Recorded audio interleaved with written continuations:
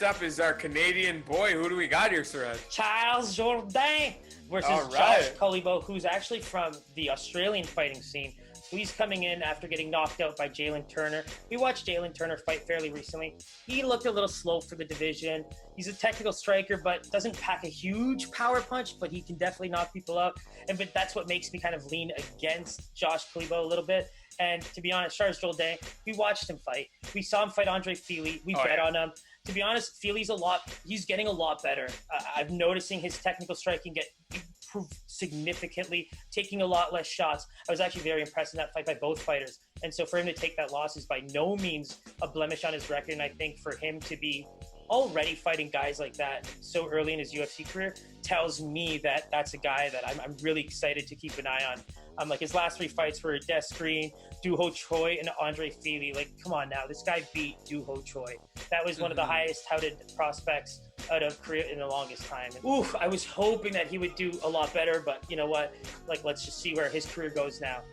Yeah, for sure. So, question I have for you is, how do you vision this fight going, ending, that kind of stuff? Because it seems like you very much like it, and obviously towards our Canadian boy here. Yeah, so for me, we know that Josh can get knocked out. To be honest with you, we've seen that. We know that he can.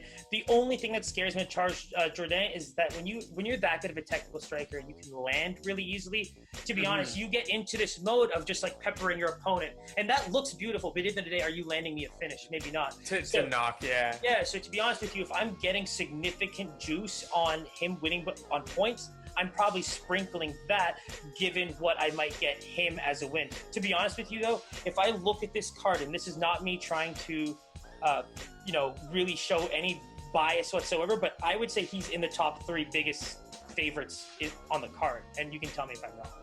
Top 30? Top 3 favorites. Top 3 favorites on this card. Yo, we don't even have 30 fights to choose from. Yeah. But yes, I believe he's the biggest favorite I've seen.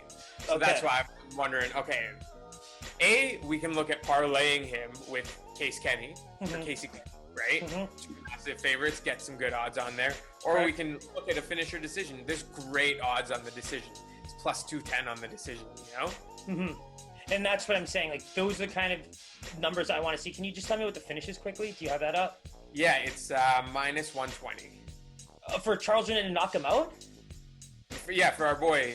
Interesting. Air to knock him you know what? Like, I think we just lay off of that if we want to parlay the straight up win shirt. But I think we're just gonna sprinkle the points. To be honest with you, I think so too. Right? The decision. Yeah, we'll take a look at Josh and see how he fights regularly. But to be honest with you, that's the one that stands out. Yeah. Yeah, the way Jourdain fights, like if he's not knocking you out in the first round, if he's not finishing at that point, it's going to take a lot. Like, if you can take a punch for 3 rounds, then I'm happy to take the points. And so for us, like, even looking into fights prior to Jourdain Turner, seeing how well Josh looks in the 2nd and 3rd rounds, he's the kind of guy that can like get out for being on the ground, out of his guard. If he can stand up quickly, despite give him a chance to finish. Yeah. Exactly. Like, we just need him to be able to last 3 rounds for them, and so that's something we're gonna have to look into. So we'll revisit that in our Friday show when we kind of touch base after the weigh-ins and the face-offs and stuff like that, and just see where we land with all these like other picks that are kind of like wishy-washy for us right now.